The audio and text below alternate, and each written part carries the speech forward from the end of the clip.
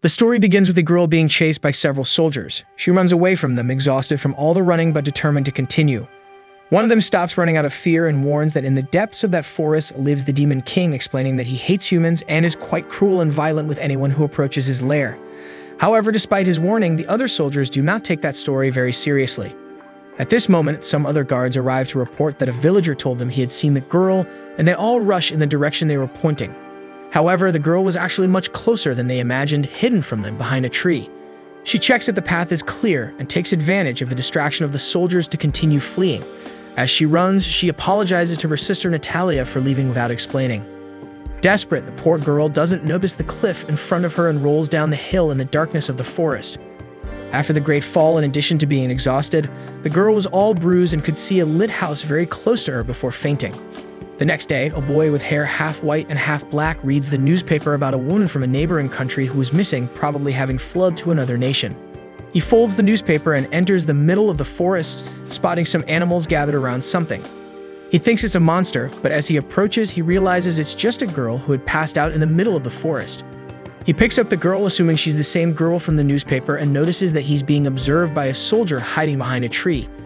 He approaches, and the man tries to strike him, but the boy easily escapes as if he could teleport, leaving the soldier confused about how he got behind him so quickly. The boy explains that he used an elemental illusion magic. Noticing the man's uniform, he realizes that he is one of the private guards of the kingdom of Niruz, who works for the royal family and questions why such high-class guards were in that forest. With a hand signal, the man calls all his co-workers surrounding the boy from all directions. He instructs the boy to hand over the girl in his arms, saying she's a great criminal who has brought disgrace to the entire nation, which surprises the boy as she appeared to be quite innocent. The guard promises that if the boy hands over the girl without causing any trouble, they won't harm him. However, if he resists, they will show no mercy. Upon hearing the guard's warning, the boy responds by refusing to hand over the girl. Immediately, the guards arm themselves and advance towards him to attack, but the boy evades, explaining that between suspects like them and a delicate, slender girl like her, he would obviously choose the girl's side. Since the boy had both hands occupied holding the girl, the guards decide to take advantage of this disadvantage to attack simultaneously. However, the boy uses another spell called Ice Shackles to freeze their feet, leaving them trapped on the ground. Next, he conjures a ball of light and his hood falls, revealing his black and white hair. The guard recognizes that the boy is the feared Demon King who resides in the forest. The boy corrects the guard, stating in a very intimidating manner that he is, in fact, the great Demon King. He then casts another spell called Phantom Illusion, affecting the entire area and causing all the guards to collapse at once. To ensure that the spell had worked, he asks one of the guards what had happened, and the guard replies that they had searched the entire forest, but the woman's trail had disappeared. They concluded that she had been attacked by some monster and decided it was best to return to report what had happened. The guards slowly walk away through the forest, clearly under the influence of the spell, which would wear off later, and they would not remember anything that had happened there. Later in his home, which is filled with various plants and herbs, the Demon King gazes at the unconscious girl, not understanding why a girl like her was being sought as a major criminal. He reads the newspaper again, and at that moment, the girl finally wakes up, feeling a bit disoriented about her whereabouts. He offers her a drink, and she explains that she was lost in the forest and saw a mansion in the distance, but when she tried to approach, she fainted. He then shows her the newspaper with a drawing that is an exact likeness of her, stating that she is the bride of the second prince of the kingdom of Niruz, named Charlotte Evans. Worried to see that he knows her identity, she tries to deny that it's her, but the Demon King reassures Charlotte, saying that he can tell when someone is lying just by looking into their eyes, and that he sees no trace of deception in her eyes. This makes the girl cry with relief, as he is the first person to believe her. He then gives Charlotte some time to recover, and once she is feeling better, she begins to explain that everything happened suddenly. At an nobility party, the Prince of the Kingdom of Niruz, Cecil, announces that he has something to say and calls for Charlotte. This causes many people to start whispering, as many did not know who she was and others were already aware that she was Prince Cecil's fiancée. However, all had some cruel comments about her, such as rumors that she is the daughter of a mistress, or that she had never been seen talking to the prince. When Charlotte appears in the crowd approaching Prince Cecil, she hears the comments about her. After that, Cecil makes his announcement, revealing that the evil deeds allegedly committed by Charlotte have finally been discovered, causing several people to whisper about the many accusations he reads out to everyone. However, despite not being related to the accusations, no one questioned Prince Cecil's words. He then condemns Charlotte to imprisonment and cancels their engagement with a smile on his face. Then the guards take the poor girl, who begged for someone to believe her, to prison. After finishing listening to her story, the Demon King found it quite obvious that Prince Cecil had set her up, either because he didn't want to marry a bastard or because he had some other woman in the mix.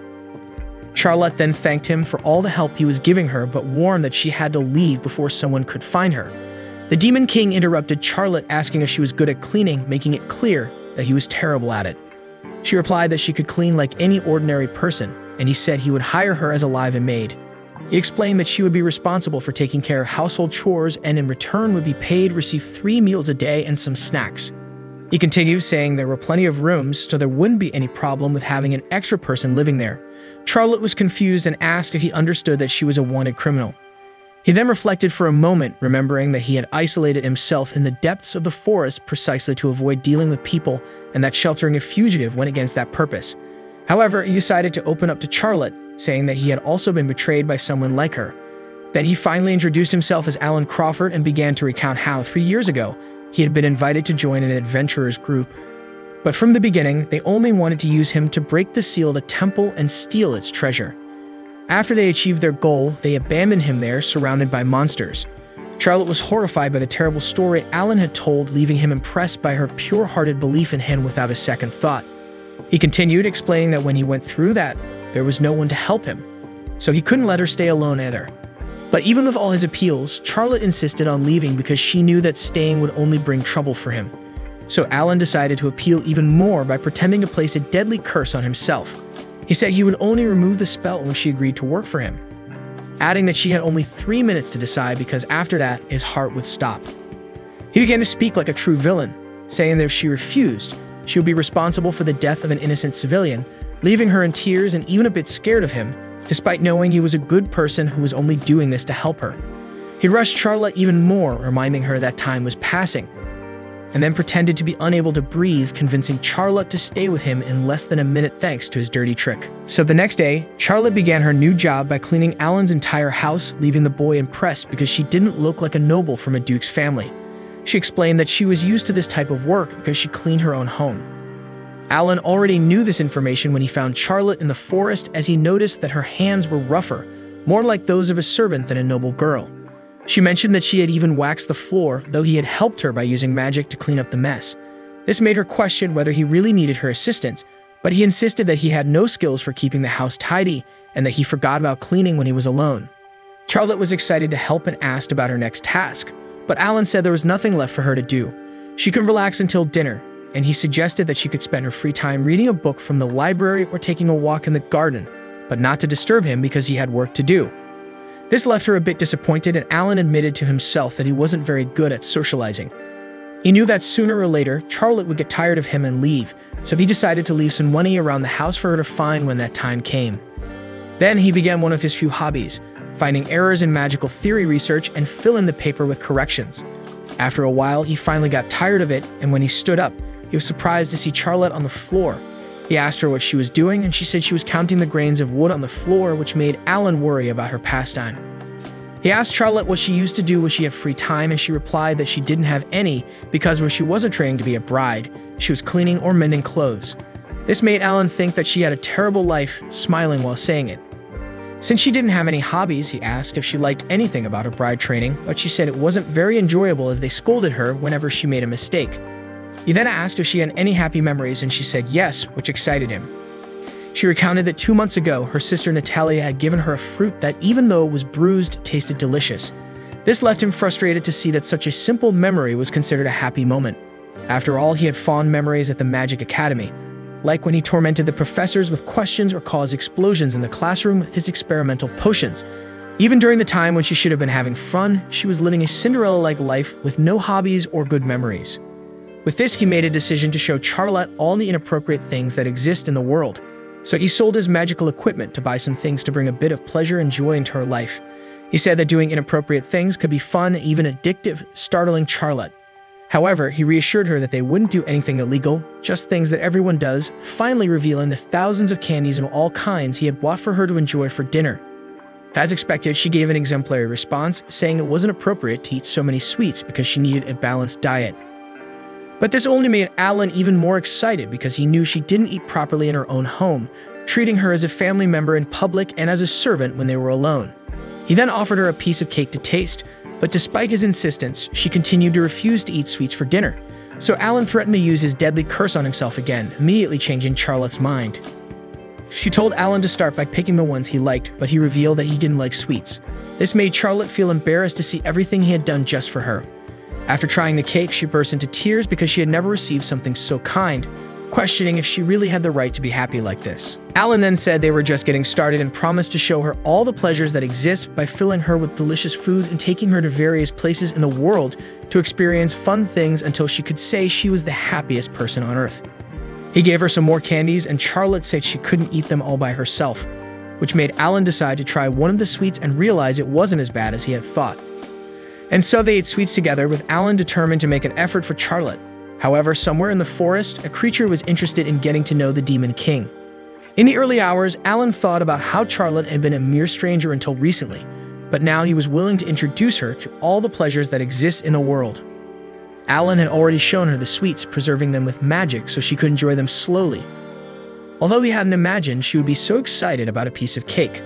However, he didn't want to stop at just food and wondered what the next thing he would introduce to Charlotte would be.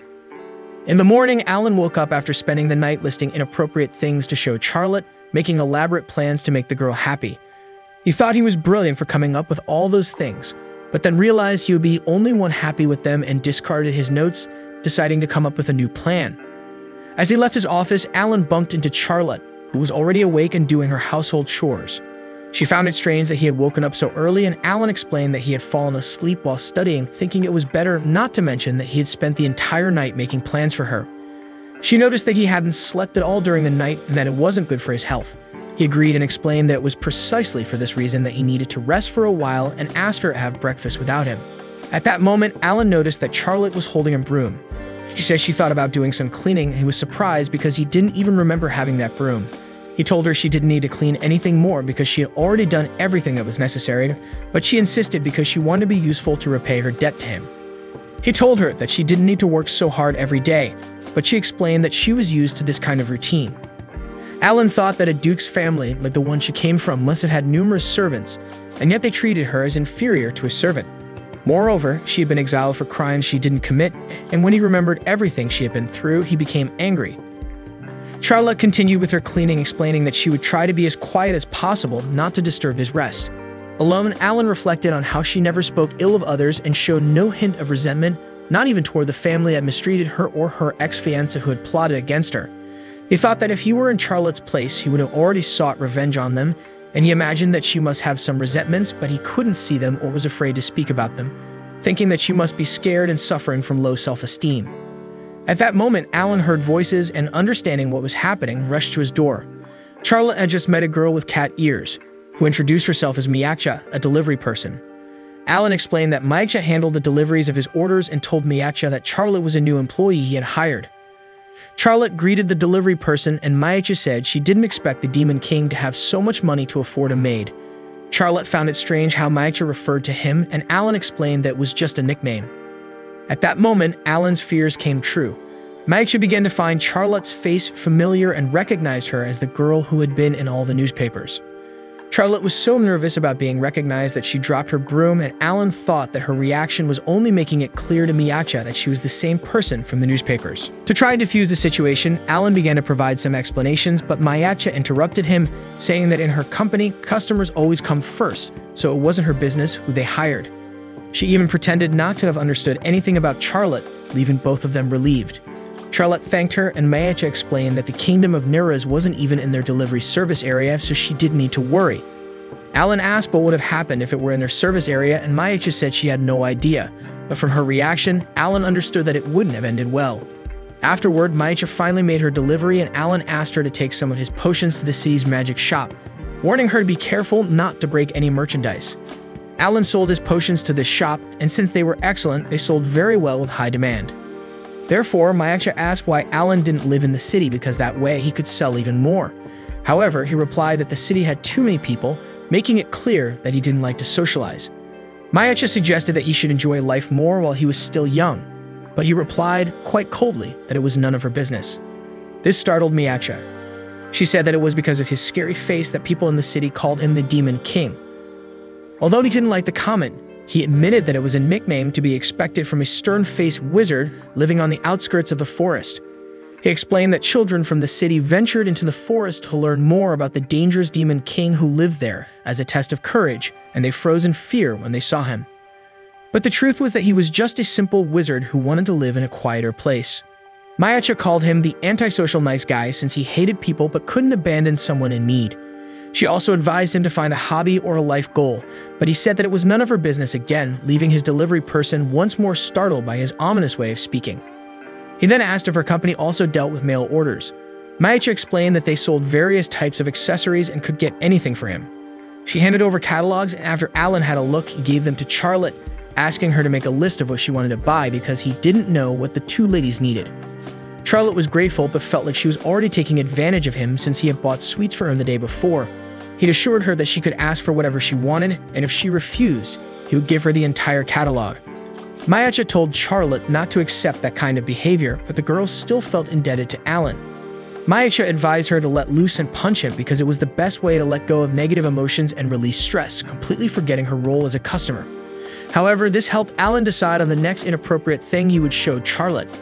The next day, Mage arrived with another delivery, bringing Charlotte's chosen items from the catalog and Alan's order. Mage asked what he would do with those items, and he explained that he had bought them for Charlotte, surprising Mage. Charlotte was frightened by what he was planning this time, so he revealed that he had bought a sandbag, a boxing training tool, for her. Charlotte asked if it was for her exercise, but Alan clarified that the purpose was for her to release all her stress. He placed a photo of the prince, her ex-fiancé, on the sandbag and asked her to release all her anger on it. Charlotte didn't like the idea very much, so Alan explained that being patient was good, but it was also necessary to let go sometimes because otherwise suppressed emotions would overflow and break her down at some point, which he didn't want to happen. Alan said that anyone would hesitate to punch something, but soon it would become an addiction, staying it as if it were some kind of villain. But Charlotte explained that she didn't feel any anger toward her ex-fiancé. Alan said he couldn't understand how because he had seen the newspaper where he had turned her into a criminal with no place in her own country, taking everything from her. However, Charlotte believed he must have had a good reason for doing so. Alan insisted that regardless of the reason, it didn't justify treating her that way, but Charlotte felt like she had a debt to her family for raising her and couldn't hold any resentment toward the prince. With this, Alan realized that it would be more difficult than he had thought and that everything he had planned wouldn't work. He had thought about making her accept her resentment, infiltrating the kingdom of Nuruz and revealing the prince's crimes so that Charlotte could prove her innocence and be happy with all the problems resolved. However, he now realized that if he followed this plan and the prince were condemned, she would end up blaming herself. Mage witnessed the entire scene, and despite knowing it wasn't very professional to get involved in customers' problems, she decided to give Alan some advice, suggesting that he should go easy on Charlotte. Alan agreed to some extent, but it wasn't his style to simply wait for things to resolve themselves over time. So he tried something different, asking Charlotte to punch him instead of the sandbag. This left both girls very confused, and Charlotte panicked upon hearing his request. She refused to do something like that to someone who had done so much for her, making it clear that she couldn't punch him. However, Alan decided to interfere with her decision, using magic to control her hand, making her punch him directly in the face. Both girls were shocked and didn't understand what happened. Alan explained that he had used magic to make her throw a punch like a professional boxer, and said it was a good punch. Charlotte was in despair because Alan's face was all bruised. He then said that he did it to prove that no matter what she did, he would never abandon her, stating that he would always be by her side, and she was free to feel and say whatever she wanted. Charlotte asked why he had made her punch him in the face just to say that, and she was angry that he had gone to such extremes. Alan was pleased to see that she could express herself when she wanted to and reassured her that he could heal himself completely with magic within seconds. Charlotte understood that she didn't need to be afraid of anything, but she said that it didn't change the fact that he had hurt himself and asked him never to do something like that again because she couldn't bear it. Meanwhile, Mage punched the sandbag, finding the whole situation a bit crazy. Seeing how much he had upset Charlotte, Alan promised never to do something like that again. She also understood that she could now express herself even though she knew it wouldn't change overnight because she wasn't used to doing it. However, she promised to make an effort because she wanted to be able to say what she thought. Alan understood that he had to take it slow and just offer his support to her, making it clear that he would be by her side during the process, no matter how long it took. This made Charlotte very happy, and the whole conversation made Mage think that they would soon use her delivery company's services a lot, needing items like a double bed, a ring, and eventually, baby items. Charlotte and Alan were confused, unable to imagine why they would need such things, while Mage clearly saw a future for the couple. Meanwhile, outside, right in front of Alan's house, a girl with cat ears appeared, determined not to let him escape. The next day, Alan asks Charlotte if she wants coffee or tea for breakfast.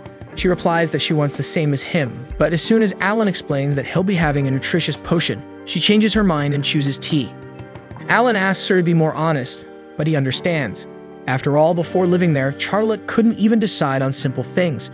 She shares that the first decision she made on her own was to escape from prison, and the second was choosing her breakfast drink.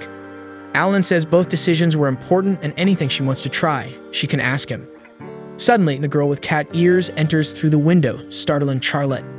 Alan asks how she found his house, and the girl explains that she deduced his location through the pollen on his letters. She mentions that it was easy to find him by asking people about a peculiar wizard until she located his residence. Charlotte asks Alan who the girl is, and she introduces herself as Iruka Crawford, an apprentice magical engineer and Alan's younger sister. He explains that he lost his parents at a young age, and the Crawfords, Iruka's parents, adopted him. Charlotte apologizes for getting involved in family matters, but Alan doesn't mind and mentions that she and Iruka are the same age. His sister then asks if Charlotte is his girlfriend. Both immediately deny it, saying at the same time that they are not a couple. Alan explains that Charlotte might be disgusted if people think she's dating a sinister and troublesome wizard, so he clarifies things. Charlotte says she never thought that about him, and Iruka asks how Alan can talk about himself like that without feeling bad. Iruka then questions who Charlotte is, and Alan decides to be honest. He explains that she is a criminal who escaped from the neighboring nation. Charlotte thinks it wasn't a good idea to tell the truth, but Alan says his sister would find out sooner or later, so it's better to explain everything now. He clarifies that Charlotte was exiled for a crime she didn't commit, and that's why he was sheltering her and teaching her unconventional things to enjoy life. Iruka thinks Alan is foolish enough for sheltering a wanted girl, but for thinking that sweets and punches are pleasures a girl would enjoy. Charlotte asks if Iruka isn't bothered by the fact that she is considered a criminal. Iruka replies that she's not because it's clear that Alan trusts her. Alan then asks why Iruka came there, and she says she came to take him home, but now also wants to take care of Charlotte and show her the pleasures of life. Alan says he is the best person for that task, but Iruka retorts, saying that there are things that only a woman can show. They start to compete about who is ideal to introduce the world to Charlotte, deciding to settle it through a competition. They take Charlotte to the city, and Alan uses magic to turn her hair black, while Iruka changes her hairstyle to make Charlotte unrecognizable. However, Alan says he will remove the spell when they get home because despite looking good with black hair, he likes her more with blonde hair. The two girls are surprised by Alan's comment. Charlotte blushes with embarrassment, while Iruka thinks he's trying to score points with the girl because of their competition. In reality, Alan is just being honest about what he likes. After changing Charlotte's appearance, Iruka decides to introduce her to the first pleasure of a girl, picking out a pretty outfit. They go to a women's clothing store, making Alan uncomfortable, but he doesn't want to leave Charlotte with his sister and lose their competition. This reminds Alan of when they were children. Iruka always challenged him in chess, and even though she always lost, she never gave up. Alan wonders if that was her way of getting closer to him. At that moment, Iruka calls Alan to show Charlotte's outfit. It was much better than the dress she wore when they first met, but Alan wonders if Charlotte is comfortable, as she probably had never worn such a short outfit before. Indeed, the girl was a bit embarrassed, but Alan notices that she looks healthier now, as she is eating better. At that moment, Alan gets distracted by her skin, and when he realizes what he's doing, he punches himself, momentarily stopping his heart to calm himself down. Charlotte is concerned, but Iruka takes her to try on the next outfit. While the girl is changing, Iruka asks what her brother wants her to do. He replies that he wants to know how the kingdom of Nereus sees Charlotte. She says she'll investigate, thinking it will be easy since their father probably had friends in the kingdom. Iruka asks if she should also investigate the prince and her family, but Alan thinks it's better not to do that for now. He explains that as much as he wants to know more, once he finds out the kind of people they are and how Charlotte was treated, he wouldn't be able to restrain himself, even though he knows Charlotte wouldn't want him to do anything. For that reason, Alan doesn't want to know anything about them for now. His sister comments that he has changed a lot because he used to not care much about others. Suddenly, Charlotte calls Iruka for help to close the back of the dress. She goes to help, but when she gets close, Iruka stares at the girl's back, only saying that such clothes are difficult to close. Charlotte then shows her dress to Alan, and Iruka tells him to take a look at the back. However, it's just a way for her to show her brother that Charlotte's back is covered in scars. He says the dress suits her, analyzing the scars' patterns, deducing they were made with a whip to cause pain and fear. Alan realizes that Charlotte probably doesn't know about the scars, so he decides to be discreet. He uses magic to heal her back and claims he was just fixing a part of the dress that was frayed.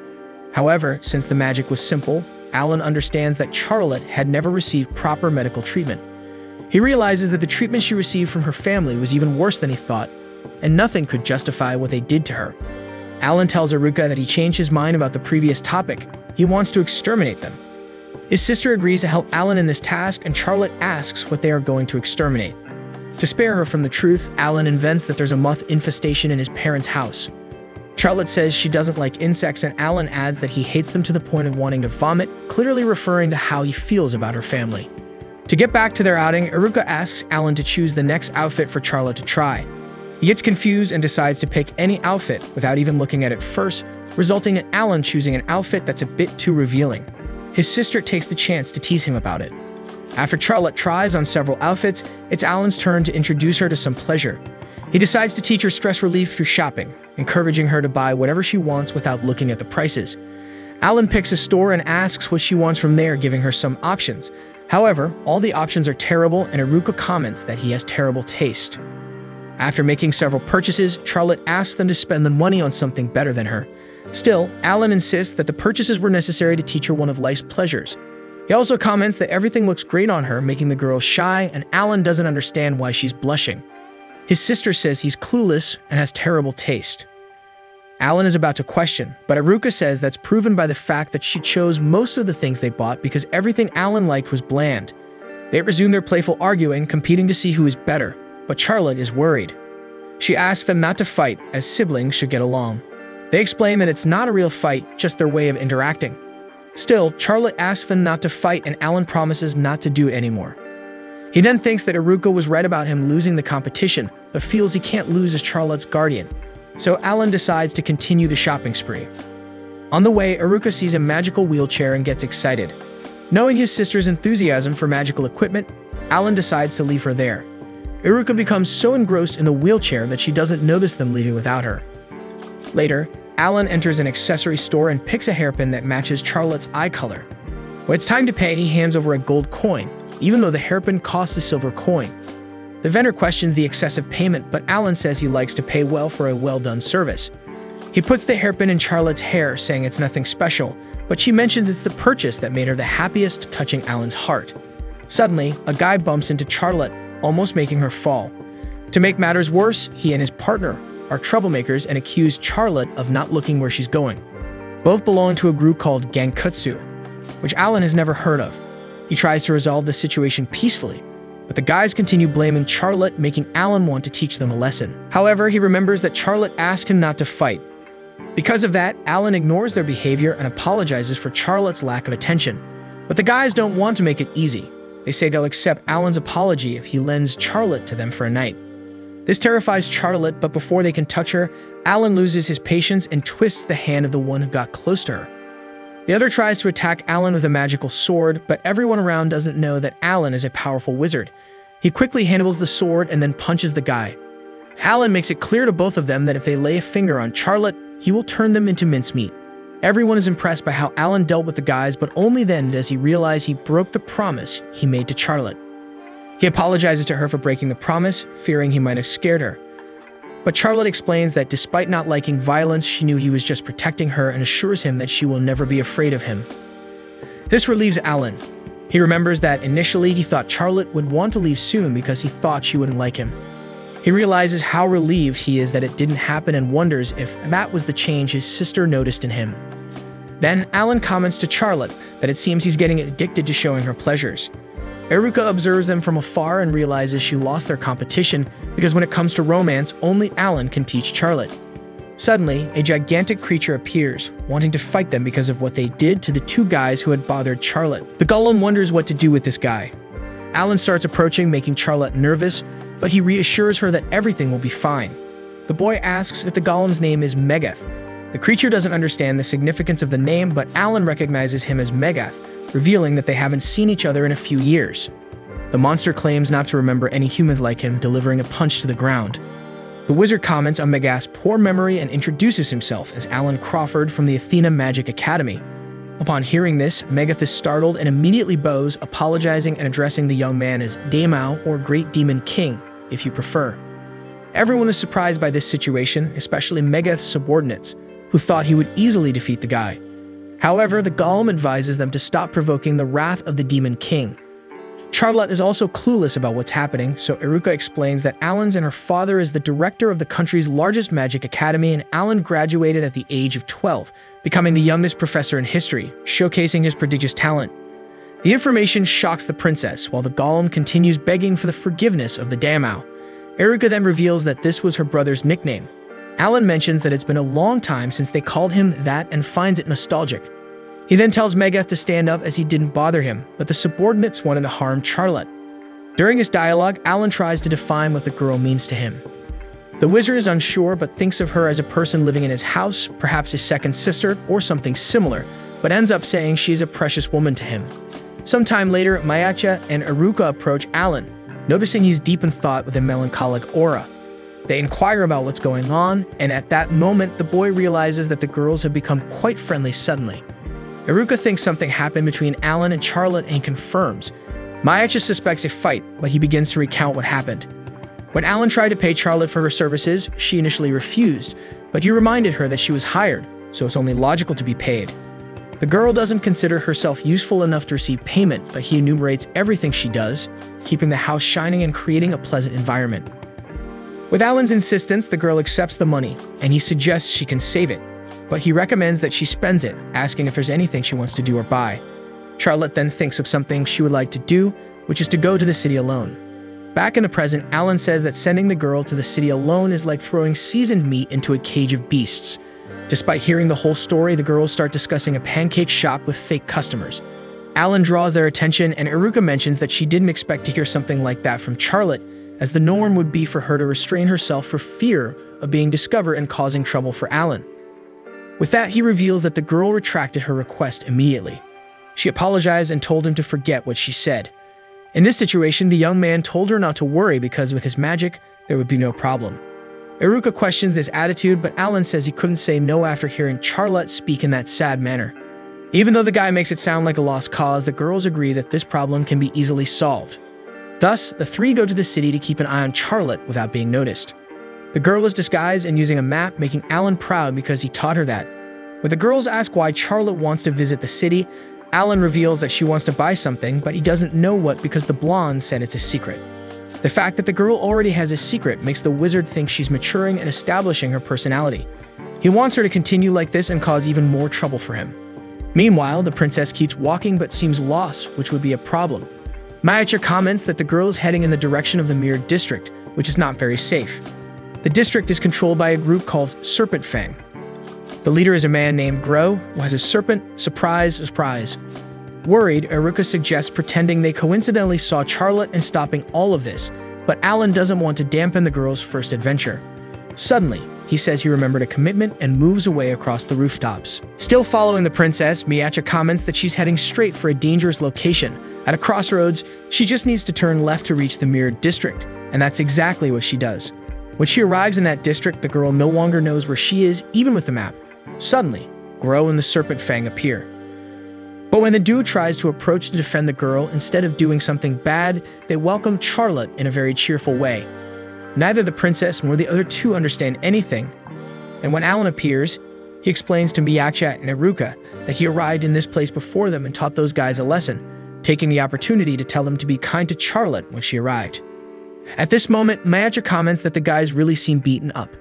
Charlotte also notices this and ends up giving some magic potions to help the group. Everyone is very moved and recognizes the girl as a goddess. Ro promises to change his lifestyle from that day on, and the rest of the guys follow the same decision. The leader takes the opportunity to ask about Charlotte's relationship with the Daemao. She then asks if the group knows the guide, but they reply that they know one side of him. However, before giving more details, they remember that he also said not to tell anything, so they show even more fear. This makes Iruka realize that the group was well threatened, but Alan says he only showed them one magic trick. To try to determine her relationship with the Demon King, the girl explains that she no longer has a home to return to, and Alan was kind of hired her as a maid, so basically he is her master. The problem is that for Alan, it seemed immoral and obscene. The guys in the group ask if she isn't being deceived or threatened. Even the leader, Grove, thinks there's some crime going on. Alan gets frustrated but understands that it may seem strange for the scary demon king to be together with a kind goddess. Inside, the boy thinks this girl is too good for him. Meanwhile, Charlotte tells the guys that Alan is actually a kind person, and it must be a misunderstanding. Everything is going well until she mentions that Alan is teaching her various improper things. This shocks everyone, and she even says that one day they spent the whole night doing improper things. The girls question the guy, but he explains that they spent the night playing video games and eating snacks, but he intends to warn her not to talk about it in public. Then the girl says goodbye and goes on her way. Mage and Iruka realize that she's going even deeper into the district and may encounter even more dangerous groups. Nevertheless, Alan says there's nothing to worry about because it's easy to resolve. He just needs to take full control of this area. So he defeats groups like the Puppet Mafia and the Lobisto Gang, while Mage takes the opportunity to teach a bunch of very bad customers a lesson. The trio takes over the entire area until they surpass all the adventurers in the city. Now Charlotte should be safe. Still, Alan is insecure. Despite his sister mentioning that the princess doesn't want him to know what she's going to buy, Mage offers to keep an eye on her alone while the other two wait. Sometime later, Mage returns to warn that Charlotte finished her shopping without any problems. Alan praises the good job but questions if everything is really okay without the cat girl watching. She then says that the girl met an acquaintance and is with that person, and they should be arriving soon. Alan takes the opportunity to ask what the girl bought, but Mage didn't see because it would be impolite. Soon, Iruka spots Charlotte in the distance, approaching with excitement, coincidentally finding the three in the city. The person accompanying her was a redhead, the owner of a hair accessory store. She says that Alan is truly amazing. Charlotte tells them that on the way they heard many people talking about Alan, saying that the Demon King made the streets safer. The guy doesn't understand at first, but the redhead explains that these unruly adventurers only cause problems for everyone, but they received a lesson, and that helped everyone. Hearing this, Iruka says that he helped the people without even realizing it, and the redhead says she came to thank him on behalf of the entire city. Inside, Alan knows that he only did it for Charlotte's sake, and didn't imagine that other people would thank him. So he says he doesn't need thanks since he did it for personal reasons. The redhead finds him interesting and says that Charlotte is lucky to have chosen him as her boyfriend. This embarrasses both of them, and he immediately clarifies that it's not like that. Then the redhead says goodbye to return to the store. After that, Alan, a bit insecure, asks how the shopping went. Charlotte says everything went well and shows the things she bought. The girls recognize that the packaging is from a recently opened store. Charlotte says they are gifts for Iruka and Mage. They are surprised that she visited the city just to buy gifts for them, even with her first salary. Charlotte then says it's because both of them have helped her a lot, so she gives Iruka a plush kitten and Mage a new hat. Suddenly, Alan draws the girl's attention and asks if there's nothing for him. She says she searched everywhere for something he might like, but had no idea what could please him. So Alan says that being a gift from her, he would like anything, even if it's something simple like a letter seal, a train photo, a stone, or an insect. The girl apologizes, realizing she should have paid more attention, as she owes him so much. Alan tries to downplay the situation, saying it's not her fault. At that moment, she says she noticed that she only receives things from him all the time, but doesn't know what he really likes, so she wants to fix his kit class, which is a bit worn out, and during that time, he can tell her all the things he likes so that next time she can choose something properly. In this situation, he realizes that a feeling is growing in his chest as the time they spend together becomes increasingly valuable. A few days later, Alan and Charlotte arrived in the Unoha region, a place 3 hours away from their mansion by carriage. Charlotte noticed how beautiful the day was, perfect for a stroll, but they were oblivious to the fact that they were being followed. The day before, Charlotte informed Alan that she had finished reading the book he gave her. She shared how much she had learned about the nation described in the book and how she enjoyed the reading so much that time flew by. Alan explained that reading without worrying about time was a luxury in such a busy society. Charlotte mentioned the interesting places in the book, including the Magic Academy, where Alan and his sister studied together.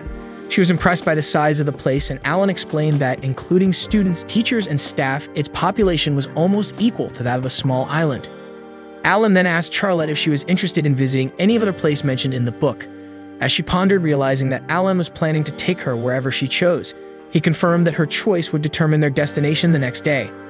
This made Charlotte hesitant to reveal her choice, as she thought it might be too much trouble for Alan. He assured her not to worry about causing any trouble, and Charlotte expressed that the time they spent together at the mansion was what she enjoyed the most. She also mentioned that she liked the delay in discovering new things as it made the moments even better, and she feared becoming improper if it happened every day. Alan realized Charlotte had a point, but he didn't want to corrupt her. He just wanted to make her happy by experiencing things she had never encountered before. Alan then asked if Charlotte would be happy with the trip, and as she agreed, he tried to convince her to reveal her preferred destination. He described how it would be a fun trip for both of them, enjoying local cuisine, seeing tourist attractions, or bathing in a hot spring. Despite expressing his willingness to fulfill Charlotte's wish, she still refused to disclose her desired location. Suddenly, Mage arrived and greeted them. Alan asked what she was doing there, considering she had already completed all her deliveries that morning. Mage explained that she returned to deliver a gift for Alan, which turned out to be a trip for two to the Unoha region. And so, Alan and Charlotte embarked on the journey. Charlotte admired the place, noting that her kingdom had many mountains and she had never seen such beautiful flat fields. She shared an incident when she had to hide in a carriage while fleeing guards but couldn't appreciate the view due to the circumstances. Alan regretted bringing up that situation but reassured her that the area was rural, and it seemed her wanted posters hadn't reached there. Therefore, they could enjoy the trip without worries, and Charlotte didn't need to disguise herself, making her very happy. Later, Alan mentioned the townspeople being kind for gifting them the trip. Charlotte asked if it wouldn't have been better for him to take his sister instead of her, but Alan explained that Iruka couldn't make the trip at that time. His sister would be busy in the kingdom of Nuruz investigating Charlotte's family, as Alan had requested. However, that was just an excuse. Iruka and Miecha were following their carriage. They had bought the travel package for them with the gratitude money from the townspeople, attempting to bring Alan and Charlotte closer so their relationship could progress, as it was evident that they liked each other but never took a step forward. At that moment, Charlotte spotted the inn where they would stay, pointing out that it was the most famous inn in the Unoha region as mentioned in her book. Alan checked the book and discovered that the place had hot springs, massages, and delicious food, making customers want to come back. Alan then asked Charlotte if that was the place she wanted to visit, and she agreed, though it was clearly a lie. Knowing Charlotte wasn't being truthful, Alan began to guess which place had truly captured her interest. Charlotte asked him to drop it as she was eager to experience the hot springs. Eventually, she admitted feeling embarrassed to reveal the place she wanted to visit because it was a spot for young children. However, Alan saw it as an opportunity to analyze the options in the book more easily. Despite Charlotte's request to stop guessing, he decided to respect her choice but explained that doing childish things as an adult for not having the opportunity before was enjoyable and fell into the category of improper activities. Alan assured Charlotte that he would never laugh at her for wanting to go to a childish place and mentioned that whenever she felt comfortable sharing, they could go together wherever it was. Later, they reached the inn and greeted the staff. The employee explained that their room was ready and thanked them for choosing the inn for their honeymoon, leaving the two confused. The employee asked if they were just boyfriends, and Alan questioned how she came to that conclusion. She clarified that it was a special package for couples, making Alan finally realize that Miecha had orchestrated a plan, observing them from a distance along with Iruka, happy that they had chosen the best option to bring them closer.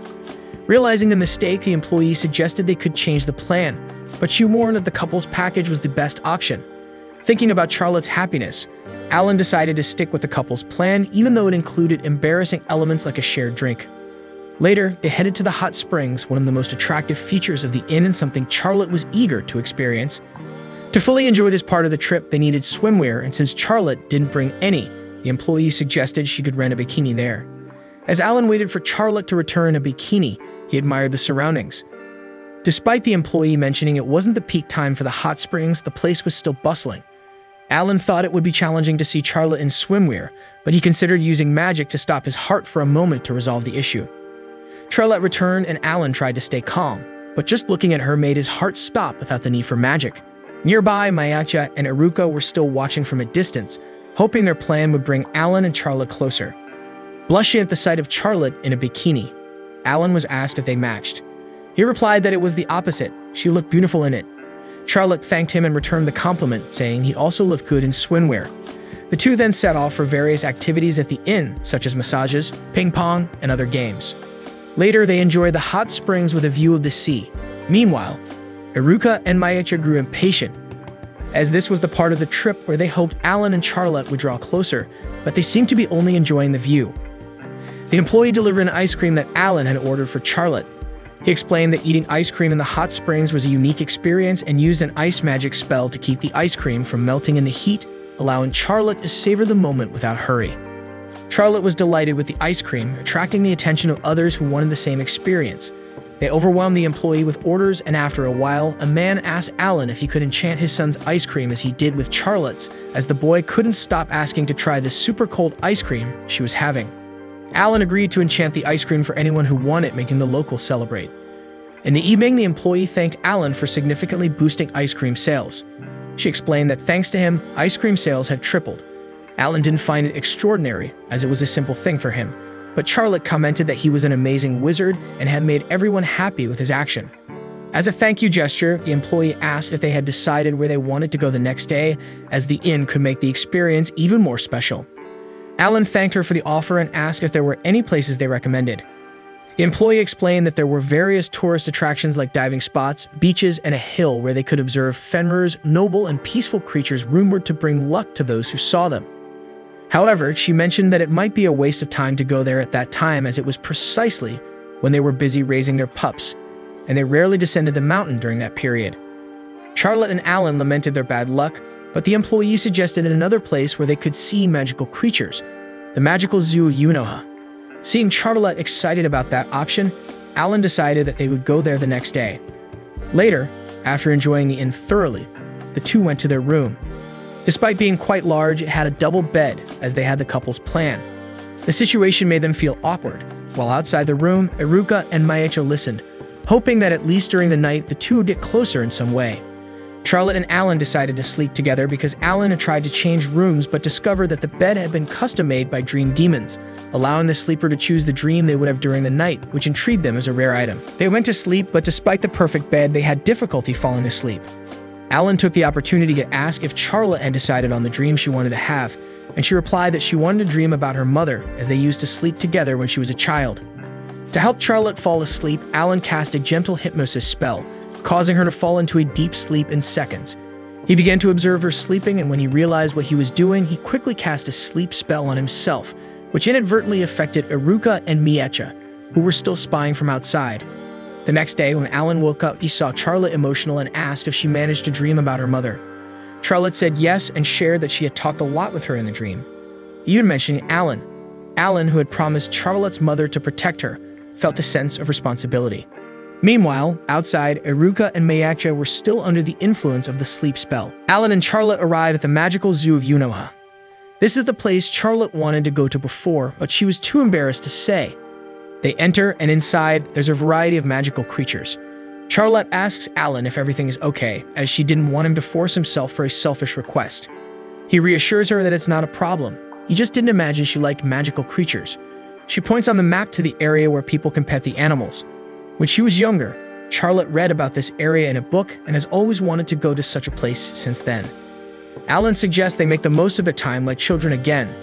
He tells her not to hesitate to ask for anything. They'll buy it for her. Charlotte hesitates to make such a request, but Alan, anticipating his usual curse-induced blackmail, encourages her. She asks for 2 cat ear headbands, one for her and one for Alan. In the animal contact corner, Charlotte compliments Alan, saying the headband looks cute. They approach the creatures, all calm, but Alan notices a sign warning about hellish capybaras in the region.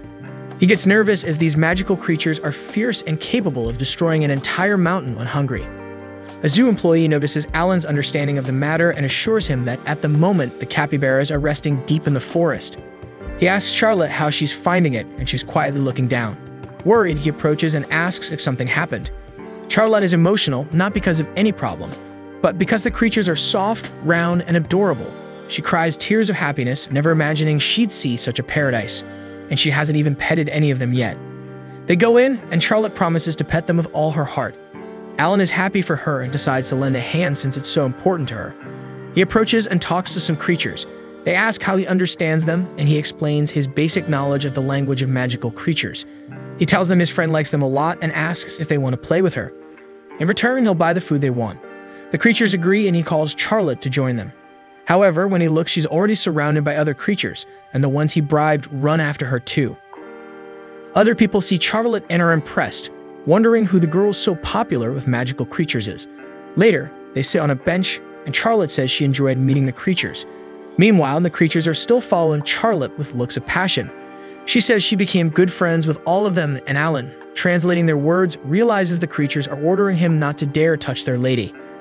Alan finds it curious, as even though they are accustomed to humans, this has gone beyond common limits. He recalls finding Charlotte unconscious and surrounded by creatures in the forest. So he tells Charlotte that in that world, some magics and abilities are only possible with innate talents.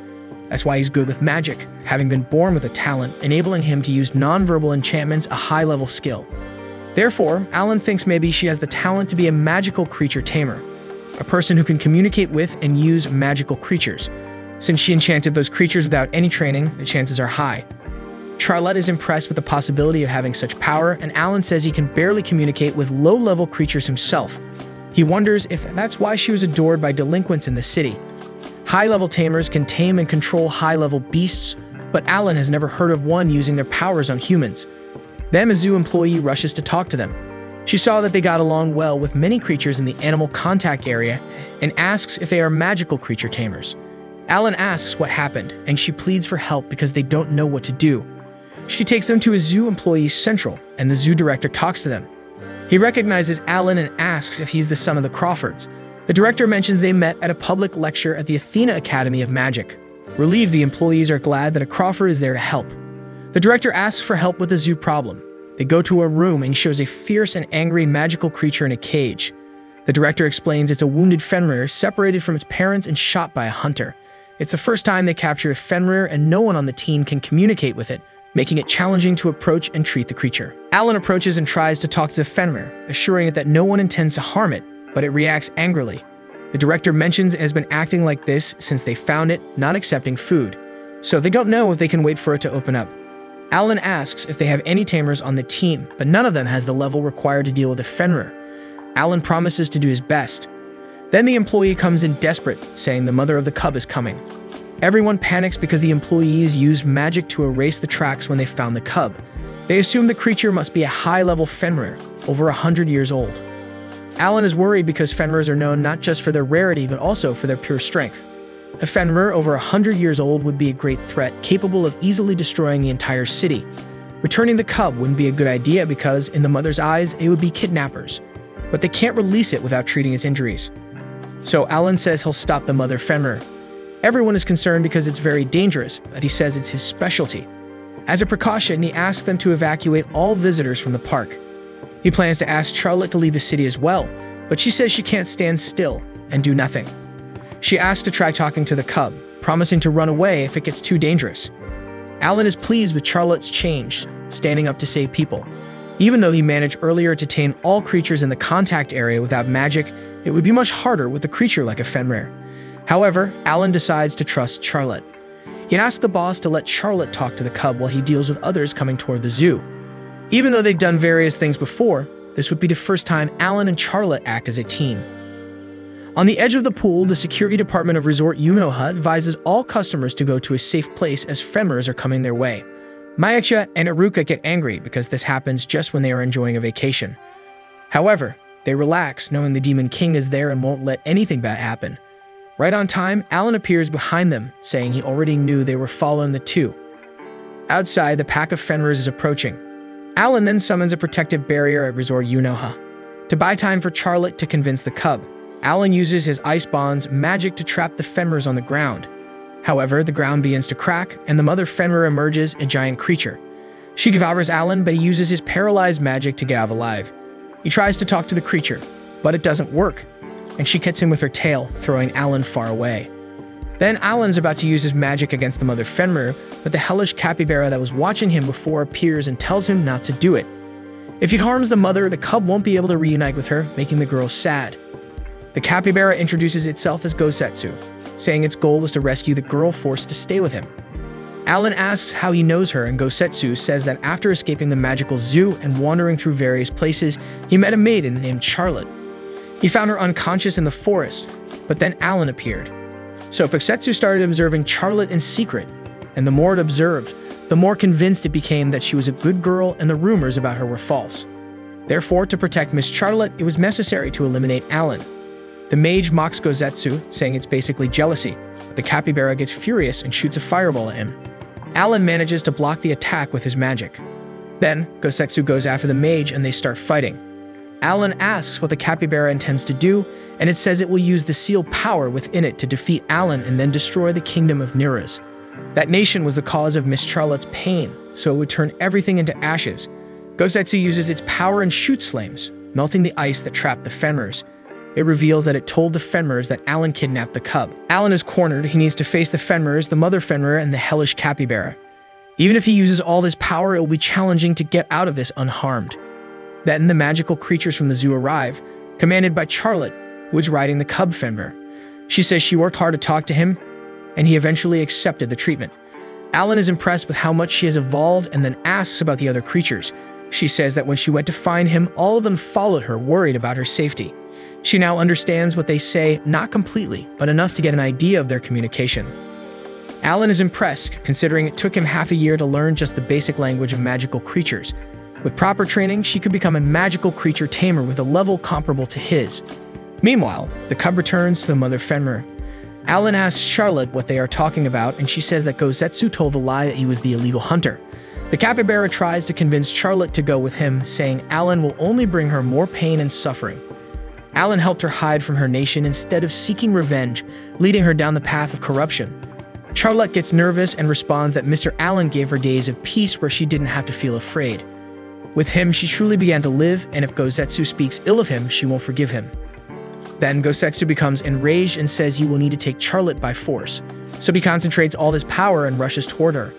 However, Alan stands in front and faces the capybara again. Gosetsu shoots fireballs, but the mage dodges and they clash with their powers.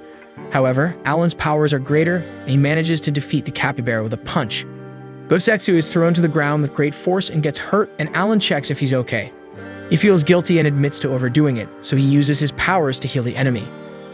Gosetsu acknowledged that was a good punch, revealing Alan's true intentions.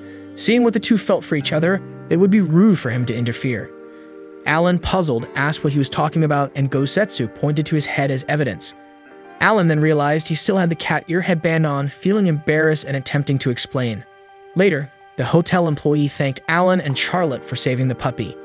Alan credited it all to Charlotte, telling her she could be proud. The employee thanked Charlotte, expressing gratitude that now everyone could see the Fenrirs run happily again. Speaking of which, the mother Fenrir and her pups appeared to bid farewell to Charlotte, leaving the employee astonished as she had never seen these creatures up close in her 200 years.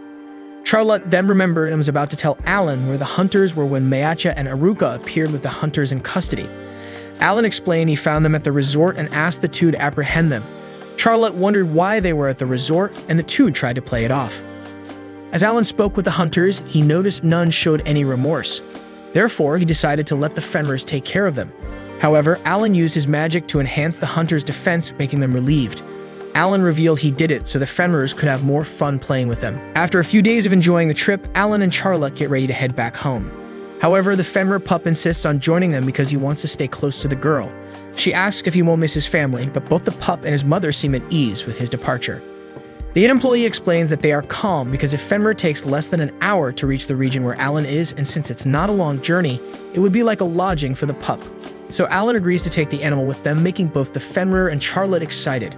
He says it won't be a bother since his mansion is quite large with plenty of places for the pup to roam, and it's good for the family to grow. Charlotte realizes that Alan was including her as part of the family. He says it's obvious that he already considers her family. The girl blushes at the comment and Alan doesn't understand why, making Aruka and Mayaka think about how clueless he is. Later, they all get into the carriage to leave, but the Fenrir is not the only animal that wants to come along.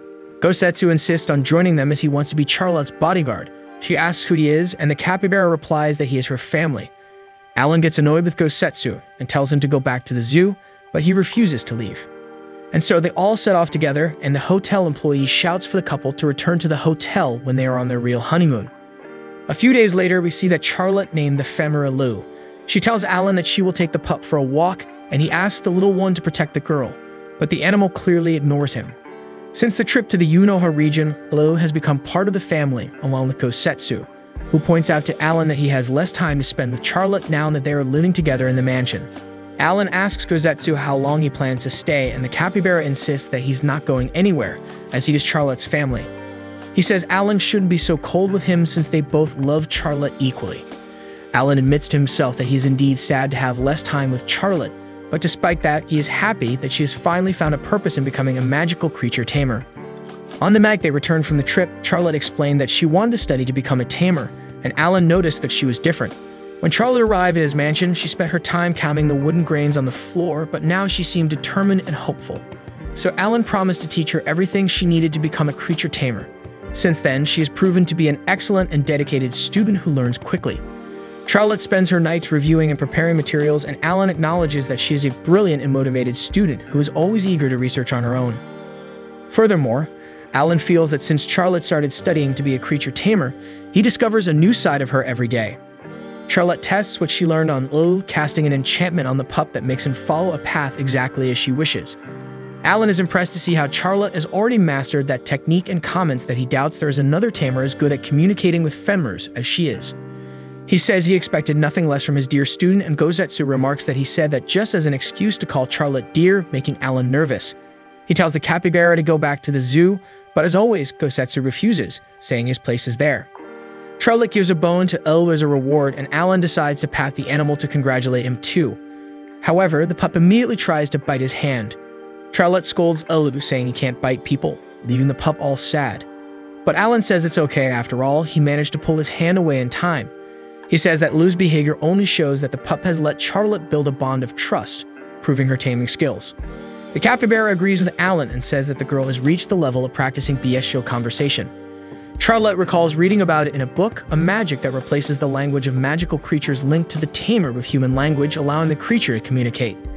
This reminds Charlotte and Alan that for some unknown reason, Gozetsu could speak their language, and the capybara explains that he has lived for so long that he learned the human language. Alan then realizes that he never heard of bestial conversation working on Fenmers and thinks it might be too early to try such magic. However, Charlotte is so excited about the idea of talking to Lilu that she decides to give it a try. She casts the bestial conversation spell, and initially they think it didn't work. But as soon as Alan puts his hand on Charlotte's shoulder to comfort her, the pup tells him to take his hand off his mom. Charlotte is thrilled that the magic worked, and the pup also celebrates being able to talk to his mom. The capybara says he always knew Charlotte was a special girl, and Alan agrees with him. Despite that, the pup still makes it clear that he doesn't like Alan at all. Later, Alan makes a bathtub for Elu to take a bath as a reward for being able to talk to Charlotte. The girl asks the pup to thank Alan. He obeys, although it's clear he's doing it against his will. Charlotte asks Elu to thank properly, but Alan says there's no need and asks the two to enjoy the bathtub. At that moment, Alan sees that Gozetsu is already inside enjoying the water without asking for permission. He says the bathtub is unlimited for Fenmers and humans, making it clear he doesn't want a capybara in there. Charlotte and Elu get into the bathtub and have fun, while Gozetsu says that if a capybara is not allowed in the bathtub, he has to take action. Then, Gosetsu unleashes a secret transformation technique called Hell Forest Rat Style. He transforms into a woman, surprising everyone. Gosetsu explains that this transformation technique was his way of enjoying human gourmet restaurants, but what shocks Alan is the discovery that the creature was female all along. Afterward, they enjoy a day in the bathtub, except for Alan, who stays outside enjoying the peaceful moment. He thinks that days like that could last forever and notices Charlotte. Immediately, his heart starts changing its beats, and he doesn't understand why. Shortly after, Charlotte decides to leave the bathtub. As the animals still want to stay in the water a bit longer, she stays with Alan and takes the opportunity to thank him for everything he has done for her. Alan says there's no need for so much formality and explains that he can even make a slow river pool for her. Charlotte says she can imagine something like that, as the space there is quite large and spacious. He explains that the previous owner of the mansion was an elf, and he didn't know what to do with all that space, so he ended up doing nothing. However, Alan says he didn't get to know him because the elf disappeared 30 years ago. He tells that he heard the elf was very antisocial, never went to town, and spent his days sitting at his office table. However, one day he simply disappeared and was never seen again. Some said the elf jumped off the cliff because of his failed experiments. Others say he was devoured by a monster he created, while others said his body was taken over by mushrooms, and he wanders the region to this day. That story scares Charlotte, and Alan explains that thanks to the rumors about the elf's disappearance, he was able to buy the mansion at a great price. Then they see a bunch of mushrooms in the bathtub. Charlotte is trembling with fear, but as they approach, they see that everything is fine, despite the mushrooms mysteriously appearing in the water. Suddenly, an elf comes out of the basement, asking who stole her mushrooms. Then, Alan and Charlotte go down to the basement to talk to the elf. She apologizes for the scare and introduces herself as Dorothy Grimm. Alan notices that she has been living in the basement for a long time, and Charlotte thinks the elf is a ghost. Dorothy asks who they are, and Alan explains that they live in the mansion. However, the elf reveals that she is the owner of the place, and Alan understands that she is the elf who disappeared 30 years ago. The three then go upstairs to continue the conversation. Dorothy comments that she never imagined rare magical creatures living in the mansion, and Gosetsu notices that the girl is a dark elf, a rare type of elf belonging to the elite. The capybara explains that they are almost mythological beings, able to survive without eating or drinking anything for 100 years, nourishing themselves only with the magical power of the air. Alan thinks that now they have a Fenrir, a hell capybara, and a dark elf, and he bets that no one has ever seen these three creatures together in one place. He then wonders what led Dorothy to hide for 30 years and worries about how the property rights would be since the previous residents still lived there. However, Alan knew there was no better place for Charlotte and her magical creatures, so he decides to take action to solve the problem. He then asks Dorothea if she would consider selling the mansion, and she accepts the proposal. The elf preferred to live in the basement, so Alan and the others could use the mansion as they pleased. However, she explains that she didn't need money and would like to propose another form of payment as she needed help. Alan thinks it would be easier to solve it with money, but Charlotte shows concern for Dorothea and wants to help her in any way she can. Gosetsu and Eld also say they want to help, but the elf says she only needs Alan and Charlotte. Inside the mansion, Dorothy tells a bit of her story. The elf used to write books of all genres and considered herself a writing genius. However, when she tried to write a romance, she suffered from writer's block. So as the deadline for the book approached, Dorothy felt cornered and fled to the basement, where she spent the last 30 years. Alan thinks the reason for her disappearance is silly and begins to say that he doesn't see how he could help. However, the elf quickly convinces him to continue listening to her proposal, where she won't hand over her mansion. Dorothea then continues her explanation. She wanted to make the world happy with her writing and explains that as soon as she met Charlotte and Alan, she got shivers because she felt their personalities could inspire her writing. The elf mentions that the two are perfect for a story since they have very distinct personalities. While he's bossy and arrogant, she is kind and delicate. So Dorothy finally reveals that the favor she needs is for the two to act as lovebirds to inspire her to write her romance novel. And so Alan and Charlotte perform in a play inspired by Romeo and Juliet. He holds the girl in his arms and they gaze at each other. However, Dorothea, who was directing the play, interrupts the scene, questioning why Alan was holding Charlotte with magic. He explains that he feels embarrassed to physically carry her, but the elf complains that he isn't acting as he should. After Alan and Charlotte promise to help Dorothy find inspiration for her romance novel, she realizes that they struggle to act sweetly towards each other.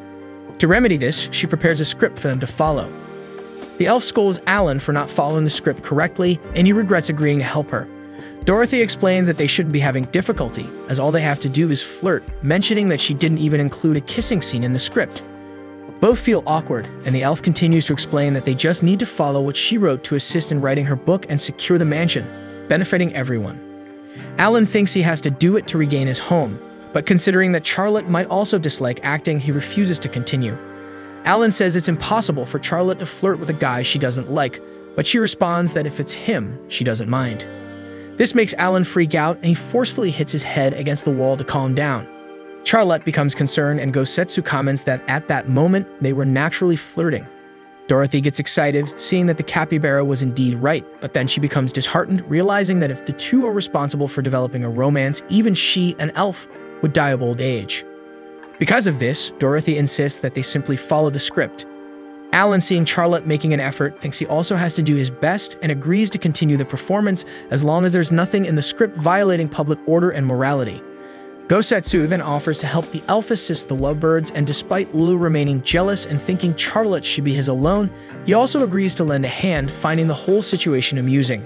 So Dorothea hands a new script for them to memorize, and Alan is shocked to see that in the new story, he and Charlotte are newlyweds. Later, the elf directs the scenes, taking on the role of a true director. Alan acts as if he were a husband returning home after a day of work, but Dorothea nitpicks and tells Alan to improve his performance and act more naturally. He explains that it's difficult to act naturally when he knows he's being watched, but she reminds them that if they don't cooperate, they'll end up without the mansion.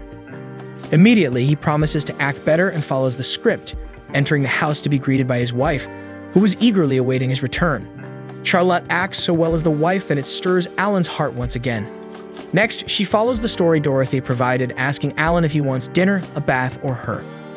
Unable to handle the situation, Alan once again ruins the script, and Dorothy scolds him again. Charlotte asks if she did something wrong, but Alan clarifies that the mistake was Dorothea's for writing her lines that way. He then makes it clear to the elf that she is forbidden from making Charlotte say weird things like that. Alan thinks that if it weren't for the mansion, this absurdity wouldn't be happening. However, with no other choice, Dorothea resumes directing her play. He and Charlotte continue the story, acting as newlyweds. The girl serves them the dinner she made, and Alan thinks about how excellent an actress she is because she doesn't seem like she's acting. Then, Charlotte takes a spoonful of food to feed him, and Alan blushes but keeps calm, following the script and trying to act normally. However, Charlotte asks if he liked the food, calling him Little Alan. Immediately, he spits out his dinner, once again disrupting the story. Dorothea was losing patience, and Alan questions why she put nicknames in the script. The elf explains that as newlyweds, it's natural for them to have nicknames, revealing that he would call Charlotte Chi. Alan isn't too fond of the situation, but he accepts it, thinking it would help her write her book, even though he feels she's just messing with them. Dorothea decides to end the newlyweds story and move on to the next one, which requires more characters. Gosetsu immediately volunteers to help and reveals his human form to the elf for the first time, surprising her just as much as Alan. Then the elf also says he wants to help, and the elf decides to start the new script. In this role, Alan plays a lone delinquent whose childhood friend, Charlotte, gets kidnapped by criminals. To rescue the girl, Alan enters the enemy territory alone, where Gosetsu and Elu take on their roles. Alan confronts them, finally following the script, and Gosetsu asks him to join his gang, revealing that was the reason for the kidnapping. Alan refuses the offer, and the capybara asks if he doesn't care about what will happen to Charlotte. Immediately, Alan forgets it's just acting and attacks them with his magic, leaving Gosetsu and Eld completely disoriented. He continues following his role, saving Charlotte and saying that he didn't want to fight. The girl follows her lines, saying it's okay because he did it just to protect her. This scene reminds Alan of when he fought to protect Charlotte from some troublemakers in the city, and she understood the situation, saying she would never be afraid of him. He returns to his role, continuing the script, trying to remember what he should do at that moment, but getting distracted by Charlotte once again, realizing that everything about the girl affects his heart.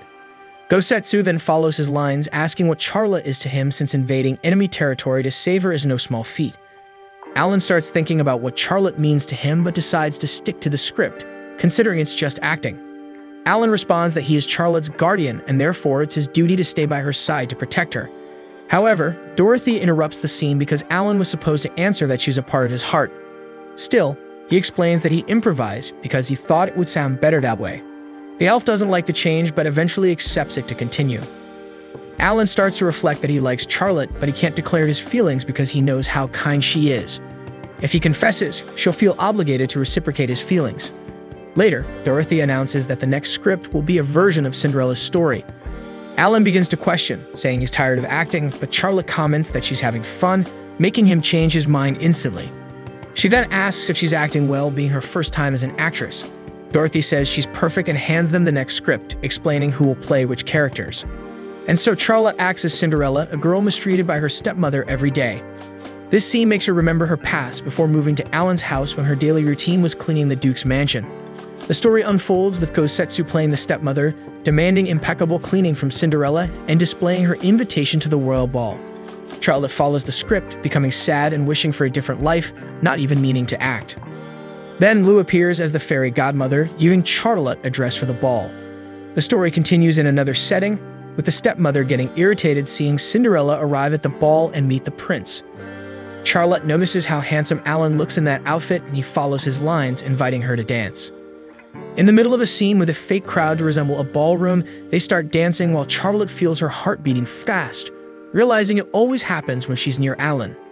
After the romantic dance, the elf ends the performance because they've completed all the scenes in that setting.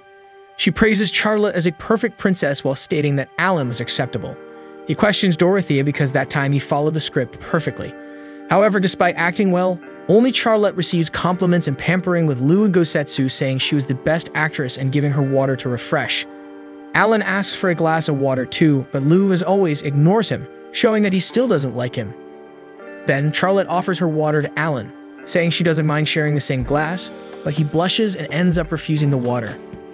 Later, Dorothea says they are approaching the final scene of the story and starts explaining how everything will happen. However, during the explanation, Charlotte becomes distracted by Alan, looking at him without realizing it. And so they return to acting their characters, reaching the scene where the prince searches for Cinderella through her glass slipper. Instead of the slipper, Alan brings the hair accessory he gave to Charlotte. The stepmother tries to deceive the prince, claiming the accessory is hers, but Alan insists it can't be hers because he's looking for the girl with eyes the color of that accessory. He hands it to Charlotte, following his lines, promising to always protect the princess. Charlotte thinks that Alan indeed always protected her and wonders why. She improvises and asks the prince what he feels for her. Alan contemplates what he should say, trying to understand his feelings for Charlotte better. After thinking for a while, he begins to respond when suddenly they are interrupted by a disturbance. A man broke through the mansion wall, apologizing for the intrusion. He is Dorothea's editor and is furious because she disappeared after he asked for a draft of her book. He explains that he was surprised by her disappearance, and the elf boasts of sealing the basement in a way that even an experienced master like him couldn't detect her presence. However, her editor says they wouldn't have lost 30 years of life if she had focused her energy on her book instead of hiding. The man then pays Alan to repair the damage, forcibly takes his writer away, and leaves on a dragon. Only after the confusion, Alan realizes he was suffocating Charlotte because he held her in his arms to protect her from the broken wall. Charlotte then asks what he was saying before the man entered the mansion, but Alan feels so embarrassed that the girl asks him to forget it. Suddenly, Eruca appears in distress, stating they have a problem because Charlotte's younger sister, Natlia, is in trouble. When Charlotte lived with her family, she worked as a housemaid, even hurting her hands from cleaning the house so much. She was taken in by the Evans family after the loss of her mother and was mistreated even by the housemaids who couldn't see Charlotte as one of their employer's relatives. However, despite everyone mistreating her, her younger sister, Natlia, treated her with kindness, providing medicine for the wounds on her hands. The girl also asked Charlotte to read to her and refer to her by name when they were alone, instead of addressing her as Miss, as the family requested Charlotte to do, trying her best to become close to her as a sister should be. And so after discovering that Natlia was in danger, Charlotte travels to her on a ship, accompanied by Eruca, Alan, and the two magical creatures. Eruca explains to Alan that Natlia is Charlotte's half-sister and the legitimate heir to the family. Eruca also reveals that from what she found out, Natlia was Charlotte's only ally in the kingdom of Nerus. At that moment, the girl appears and explains that she would like Alan to know what Natlia is like. Lu and Gozetsu also appear to listen. Eruca realizes that she was only away for a few days and Charlotte and Alan were already living with a Fenrir and a hellish capybara. She comments that her mother would be thrilled to meet the two animals, as she is the best expert in magical creature research. Later, they realize they have reached their destination, but they are not in the kingdom of Nerus because Natlia was on the island where Alan and Eruca studied magic. Charlotte asks where the academy is, deducing it to be a building from the ship's view, but Alan explains that it is the students' dormitory, and in fact, the entire island is the Athena Academy of Magic. They enter the island, and Eruca explains that most people there are connected to the school, except for tourists. Lu and Gozetsu ask why Natlia wasn't in the kingdom of Nerus, and Alan also expresses curiosity. But Eruca says she would explain better when they reach her parents' house, assuring them that Natlia was indeed on the island. Charlotte is worried about meeting their parents and fears not making a good impression, but Eruca reassures her, saying that she just needs to be herself and explains that she is more concerned about her brother. 3 years ago, Alan left the academy without telling anyone and left home after a fierce argument with his father. Eruca reveals that everyone on the island still talks about it, as it was two extraordinary wizards facing each other for 3 whole days, leaving the place in ruins, becoming almost a tourist attraction. They continue on the path, and Gosetsu admires Alan for putting aside his bad relationship with his father for Charlotte's sake. He reveals that he actually has a good relationship with his uncle and communicates with him through letters. Charlotte admits feeling a bit envious because she never had a family to argue with, but Alan reminds them that they were going to see Natlia, and the two could create a relationship where they could argue. Nevertheless, Charlotte remains concerned, thinking that she probably caused problems for her sister when she became a fugitive. Alan says that since the accusations were false, Natlia should understand the situation, but he would be there to help in any case. The magical creatures immediately crush the guy to tell Charlotte that they would also be by her side. Eruca also gives her support, stating that surely her parents would too. Charlotte thanks everyone when suddenly they hear a fight. Nearby, a fishman was arguing with a guy, and Alan says that such fights were common on the island. Then they see a man approaching. He passes through the crowd watching the fight and tries to pacify the situation. However, as the two involved don't seem willing to stop fighting, the man easily freezes them with his magic. Charlotte watches everything and finds that Mage incredible, realizing that in a way he resembled Alan. Eruca calls the man and he quickly transports himself near them, greeting Alan and Eruca. Later, the Mage thanks Charlotte for coming and introduces himself as Harvey Crawford's, Alan and Eruca's father. Already at their house, Harvey comments that he is happy to see that his son is well and with such a pleasant girlfriend like Charlotte. Alan begins to explain that the girl is not his girlfriend, but realizes that his sister was responsible for that mistake. He thinks that Iruka may have lied to avoid them asking too much about Charlotte and decides to keep up the lie. Alan then tries to wink at the girl to signal that she should do the same, and despite not being able to wink properly, Charlotte understands the message and introduces herself as his girlfriend. Harvey comments that she is so polite that she is almost too good for his son, but Charlotte explains that Alan is very kind to her and is always teaching her inappropriate things. The father misunderstands the situation, and Alan asks Charlotte not to talk about such things because clearly the girl had no idea what people would think. Later, Harvey tells Charlotte that she can count on him for anything, even considering him as a father, and Alan wonders what Iruka told him. Harvey then brings up the subject of marriage, making the two automatically blush with embarrassment. The mage is surprised they hadn't thought about getting married and asks if their relationship was just for fun. However, Alan immediately says it wasn't. His father is pleased and suggests that if he's thinking of settling down, he should reconsider his offer. Alan immediately refuses to go back to his parents' house as he's now with Charlotte and would continue living in their current residence. Harvey asks his son to consider the idea calmly, and Gosetsu inquires about the offer they were discussing. Iruka explains that Alan's father is the director of the Athena Academy of Magic and wanted Alan to take over his position. The capybara says that being the director of such a prestigious institution like the Academy would be such an honor that it would make his name go down in history books. However, Alan remarks that a title often comes with baggage and he wouldn't want to be tied down like that.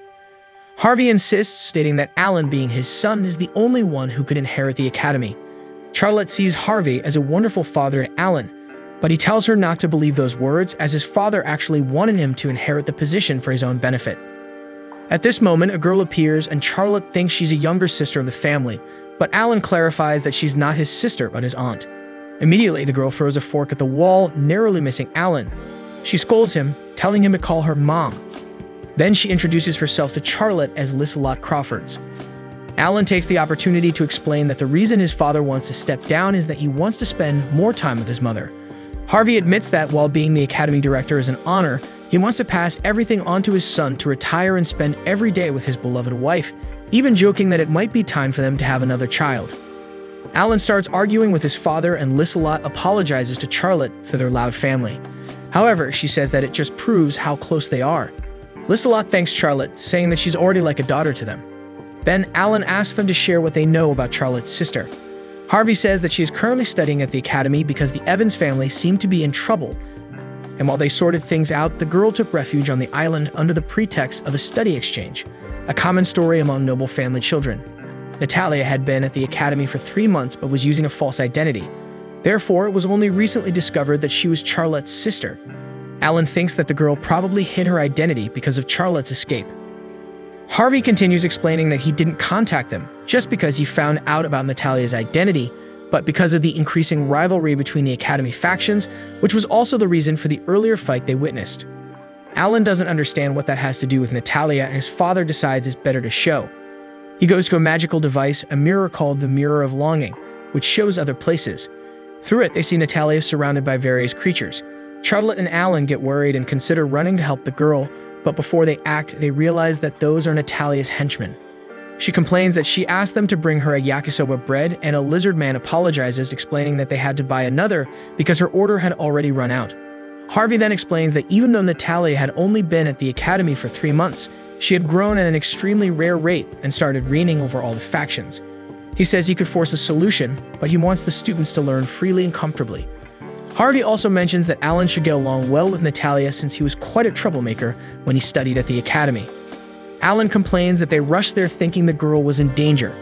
Charlotte despairs at the thought that her sister is now a bad person, but Harvey asks her to keep watching the mirror to see that Natalia is not actually evil.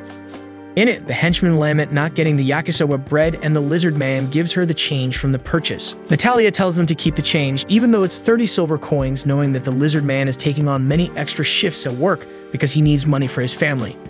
He tries to refuse the help, but Natalia insists, saying that if she can't do anything for her henchmen, she wouldn't be a good leader. He cries for the girl's kindness, and everyone seems to like and respect her. Alan comments that he wouldn't expect anything less from Charlotte's sister, while she feels relieved to see that Natalia is still kind, admitting that she never thought of her as the type to have henchmen. Hardy reports the situation to the Evans family, but they were so disordered that they didn't seem able to solve the problem. Because of that, he called Charlotte and Alan to talk to Natalia and ask her to take her studies more seriously. Alan thinks it's not so bad since the girl was just misbehaving but decides to help. Alan asks Charlotte what she would like to do, advising her to maybe observe the situation a bit more, but if she wants, she can meet her sister while hiding her identity with magic. Charlotte says that, aside from the few times she read to Natalia, she never did anything an older sister would typically do, but still the girl always called her little sis. That's the only good memory she has of her home, and that's why she wants to meet Natalia. Lou and Gozetsu say they will accompany Charlotte, and Alan asks his father to arrange a false identity for her so she can infiltrate the academy as his assistant. However, that would have to wait until the next day since it was already very late. Alan begins to say that he found a place nearby for them to spend the night, but Liselot mentions that she has already prepared a room for everyone to sleep, insisting they spend the night there for Charlotte's safety. Alan is forced to agree that his parents' house is better for Charlotte's security, but his mother presents the room they will sleep in with a double bed since they are a couple. Alan questions the bed and his mother asks if he lied about their relationship, threatening her son if he lied to her. Obviously, Alan says they are a couple, leaving them no choice but to take that room. They feel awkward until Charlotte suggests they go to bed soon since they have to wake up early the next day. Alan and Charlotte can't seem to fall asleep in the same bed. He apologizes for putting them in that situation and mentions that he wouldn't have confirmed their relationship if he had known it would come to this. This reminds them of a similar situation at the hotel, and Alan thinks that he just needs to use the sleep magic as he did back then. He casts his sleep spell, but it doesn't work. After several unsuccessful attempts, Alan realizes that the bed is made of anti-magic material, something only his sister could create. Iruka, in the next room with Gosetsu, overhears the conversation and is ready to enjoy the couple's predicament since, without sleep magic, they won't easily escape this situation as they did at the hotel. As the two struggle to fall asleep, Charlotte decides to start a conversation. She comments on how well his parents get along, but Alan doesn't see it as a good thing, as it's the reason he's practically being forced into his father's role. Charlotte insists they're an ideal couple, leading Alan to imagine himself and Charlotte acting lovey-dovey like his parents with nicknames and cuddling. Blushing at the thought, he asks if he should act more like his uncle. Charlotte clarifies she didn't mean that, and Alan realizes he said it out loud. Both embarrassed, Alan mentions they don't need to go that far since they're just pretending. Charlotte seizes the moment to ask what he was going to tell her when they were finalizing the skits for Dorothea. Alan recalls her asking about his feelings and contemplates whether to tell the truth. Charlotte wonders about her actions after receiving his response. They both dream of waking up together every morning, having breakfast, going for walks, shopping, and experiencing new things, ending the day with sweet dreams to repeat all the next day. However, Alan hesitates to confess his feelings, thinking it would be selfish, especially as Charlotte is just beginning to walk her own path. Charlotte believes she has no right to desire these things as a wanted person, fearing it would bring trouble to Alan. Consequently, they say nothing. Just as Alan considers speaking up, Charlotte apologizes for bothering him with a question, suggesting they go to sleep since they have an early morning. Iruka laments her investment in the anti-magic bed, deciding to visit their room. Gozetsu stops her, and the noise attracts Liselot, who threatens her daughter with a fork. The next day, Alan and Charlotte, sleep-deprived, use magic to change her appearance, adding glasses. Alan pretends it's a precaution because Natalia knows her, but Gosetsu and Lou realize he did it because he likes glasses and wanted to see her wear them. Later, they head to the Athena Academy of Magic and find Natalia. Alan approaches, and she quickly assesses the positions of her allies, shifting her weight for a battle stance, surprising him with her progress after only 3 months at the academy. He then introduces himself, claiming to be a temporary substitute teacher. Natalia recognizes the surname Alan, the same as the director, and her allies start trembling with fear. They explain that Alan was the most malicious student in the history of the academy, and all the teachers and students who opposed him were knocked out in a matter of seconds. He even managed to destroy an entire mountain in a 3-day fight with the director himself, earning him the title of the Great Demon King. Alan regards all of this as a compliment, and Natalia asks who the girl with him is. The wizard introduces Charlotte as his assistant, Charlo, and she shyly says it's a pleasure to meet Natalia. Next, the girl asks what the two wanted with her, and Alan explains that he received a request from the director to instruct problematic students.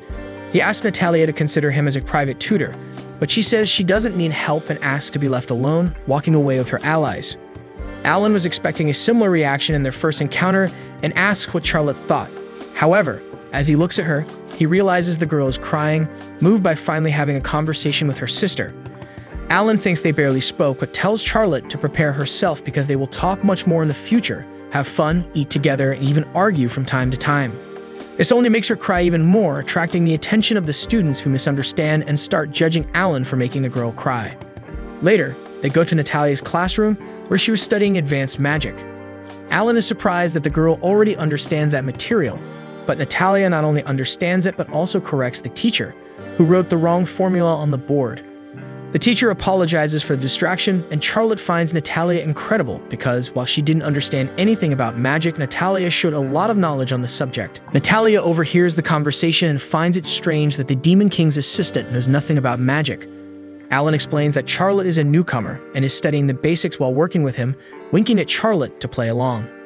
He takes the opportunity to suggest to his assistant to ask for help from a prodigy student like Natalia. The girl questions that it's not her duty to train anyone's assistant.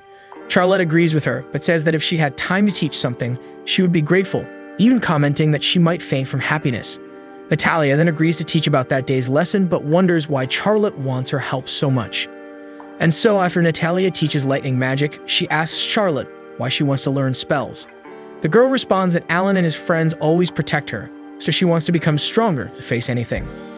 Later, Charlotte promises to train in lightning magic, but Natalia reminds her that it's a very advanced spell, and if she has any doubts, she can always ask. Charlotte thanks her for the help when Lou and Gosetsu appear, bringing their and Alan's lunch. All the students are impressed with these two rare creatures, including Natalia.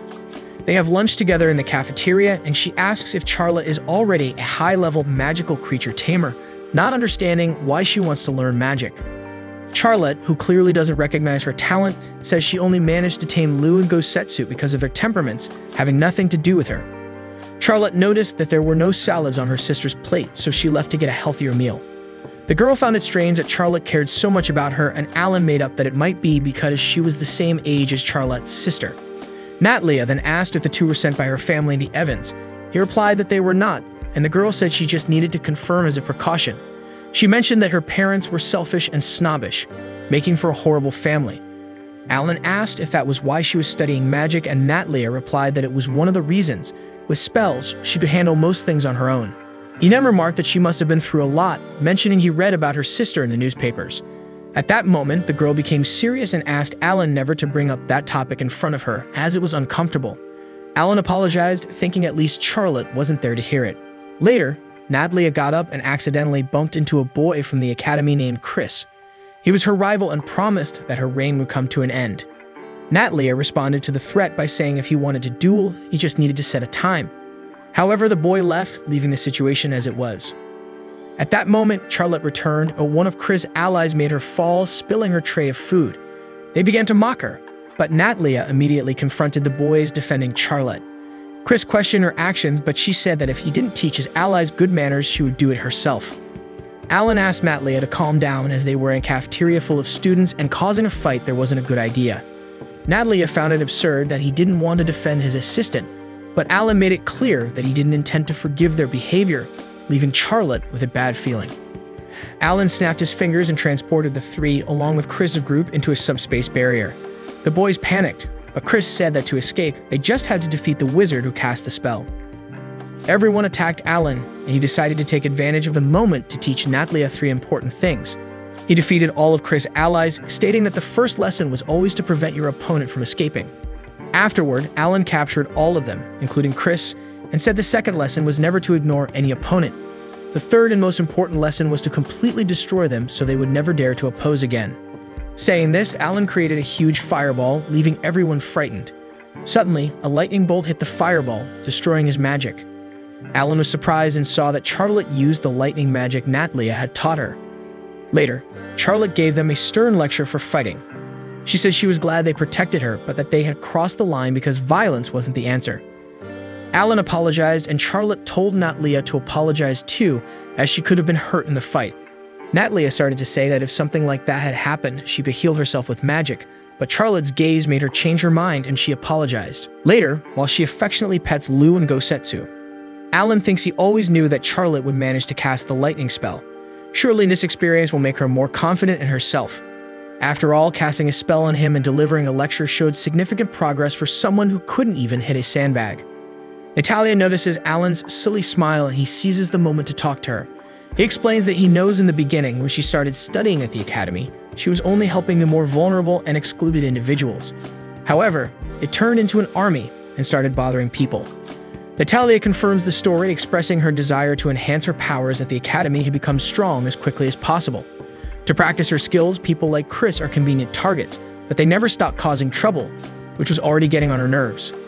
Alan understands and says there's only one thing to do in that situation. Natalia thinks he'll suggest making friends with Chris.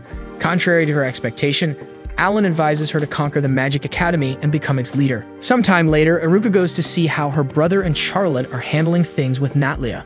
Upon arrival, she introduces herself, and the girl assumes that Iruka must be an excellent mage since she is the sister of the Great Demon King. However, Iruka explains that she's not as skilled as Alan. Next, Natalia reveals that she's learning how to conquer the academy with Alan. He tells her that if she can defeat opponents effectively, she can eliminate all her enemies at the academy.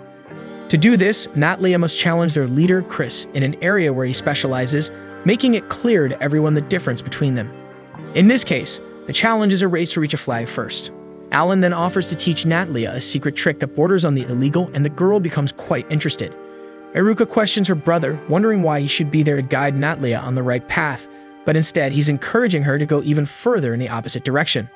Later, Natalia wins the duel with Chris, returning with a flag half an hour before the boy, who leaves irritated with his defeat. Everyone is impressed with Natalia's talent, but then she notices the entrance to a dungeon and asks why it's forbidden. Iruka explains that it's not safe because the magical creature living there is agitated during its egg-laying season.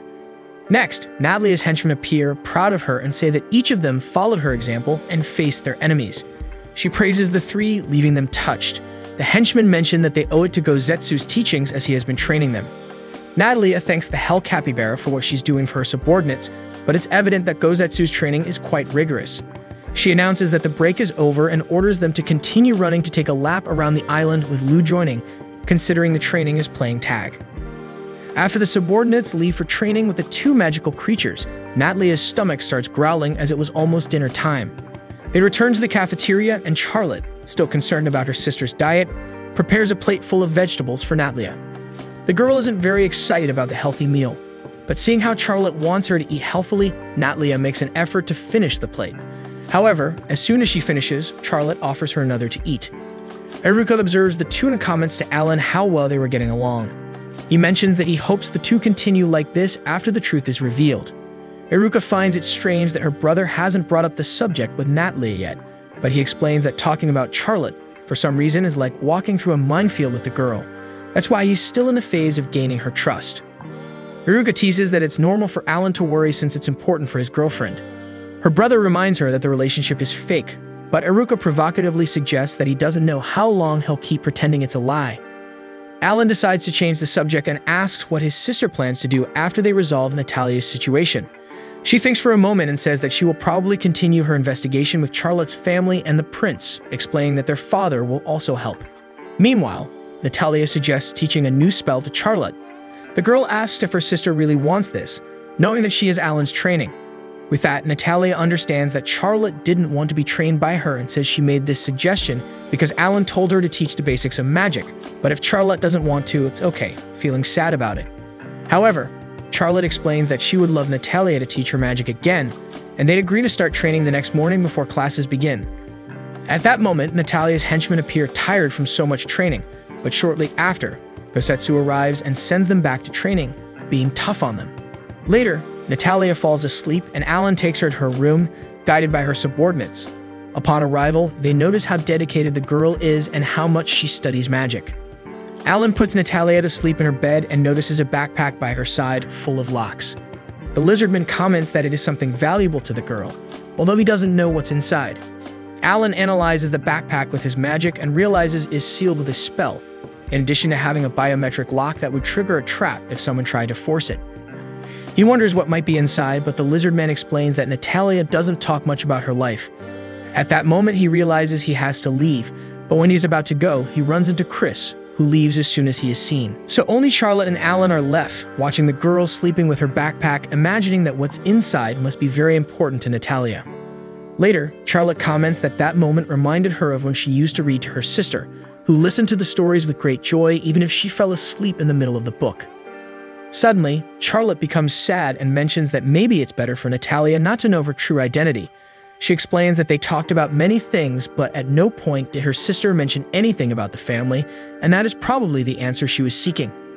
Charlotte assumes that her sister never talks about the subject because her existence must only remind her of bad things, and that this means whoever gets along with Natalia is Charlo, Alan's assistant. Lou says that to him. That doesn't make sense, as the two clearly get along very well, and the truth wouldn't change who they are. Alan takes the opportunity to tell Charlotte that she doesn't need to decide anything for now and could think about the situation more calmly. Kosetsu agrees and says that time usually solves problems like that. So Charlotte decides to follow the advice and think more about what to do. The next day, she gets up very early, careful not to wake Alan, who goes out to train with her sister, as agreed. And so the two spend the morning training together on an attack spell, which Charlotte manages to learn easily, happy with the result. After training, the girl thanks Natalia for teaching her once again, and her sister responds that she has talent and would improve even more if she kept practicing. Then Charlotte comments that she's already looking forward to tomorrow's lesson, realizing she just assumed they would continue training together, making Natalia smile. She explains that she remembered something fun from her past before going to the Magic Academy, and Charlotte wonders if she is recalling something about the two of them. Next, Natalia says she wants to show something to Charlotte, unaware of Chris's presence, who had been observing them from a distance. They go to Natalia's room, where she intends to show her backpack to Charlotte, but the girl panics upon discovering it had disappeared, realizing she forgot to lock the window. Charlotte notices an envelope on the table, and Natalia realizes Chris took the backpack. He asks her to go alone to meet him at the location specified in the letter if she wants to see the backpack again. Natalia immediately agrees to do what Chris wants and asks Charlotte not to tell Alan and leaves, leaving her sister worried. Later, the girl's henchmen look for Alan, concerned about her disappearance and finding it strange that her backpack is also missing. He recalls that Charlotte had gone to train with her, and Lou tries to sniff out one of the two. At that moment, one of Chris's henchmen appears worried and reveals that his master called Natalia for a new challenge in the Forbidden Dungeon. Alan thinks the place is usually easy for students to explore, but since it's the time when the creature living there lays its eggs, it means the two are in danger. Meanwhile, inside the dungeon, Natalia meets Chris and asks for her backpack back, but he refuses and throws it into a hole, leaving the girl irritated. He explains that the spell she placed on the backpack would protect it from the fall and bets on who can reach it first, stating that the place is perfect for a new duel because the teachers wouldn't interfere. At the same time, Chris's henchman explains that the boy used to be treated as a prodigy at the academy until Natalia appeared and started beating him in everything, whether in practice or theory. This made Chris develop a rivalry with the girl, and he decided to lure her into the dungeon, showing that he is desperate to defeat her. Alan then decides to go after the two alone, as he is the great demon king. However, as a precaution, he asks Kosetsu to inform his uncle about the situation. Back in the dungeon, Natalia manages to recover the backpack, winning another challenge against Chris, although the boy doesn't admit defeat. Suddenly, the place starts shaking, and a huge chimera appears, a magical creature that is a mix of a lion, goat, and serpent. Chris panics and runs away. Natalia follows, and the two manage to hide from the chimera. While the boy trembles in fear, Natalia thinks they have to handle the situation, remembering reading in a book that chimeras are scared away by very loud noises. In that moment, Chris feels something wet on his head, and Natalia finds it strange because there is no limestone in the dungeon. They both look up and realize that what actually fell on his head was the serpent saliva from the tail of the chimera. It attacks them, but they manage to escape in time, and Chris casts a spell that makes the serpent go away. However, it and the rest of the creature appear, knocking several stones onto Chris. Natalia tries to run, but the goat hits her with an attack, leaving the girl completely defenseless. However, before the chimera could attack again, someone casts a spell on it, and Natalia recognizes the magic she taught Charlotte earlier. The girl had gone after her sister to keep her safe. Charlotte asks if Natalia was hurt, and she explains that it only scratched her leg. And so the two managed to help Chris. But the boy was unconscious, and for everyone to get out of there, they needed to wait for him to wake up. Charlotte improvises a bandage for Natalia's wound and explains that she was glad she managed to scare off the magical creature. However, Natalia says that scaring off the creature was just luck, because that attack wasn't enough to stop the chimera, and questions why Charlotte didn't wait in the room as she asked. Charlotte explains that she was worried about Natalia because despite being a strong mage, she was still a child and it wasn't right to go alone to such a dangerous place. Natalia asks why Charlotte cares so much about her, and the girl tries to say she's her sister but can't finish the sentence. Seeing Charlotte's difficulty in explaining, Natalia apologizes for bothering her with it, and says she's just happy to have recovered her backpack. She then mentions that she heard Charlotte has a younger sister and hugs her backpack, while Alan rushes into the dungeon to save Natalia from the magical creature called the Salamander. Next week, we'll have more of this anime as soon as the new episode is released, so go ahead and subscribe to the channel, and don't forget to hit the like button below to support this video. See you guys.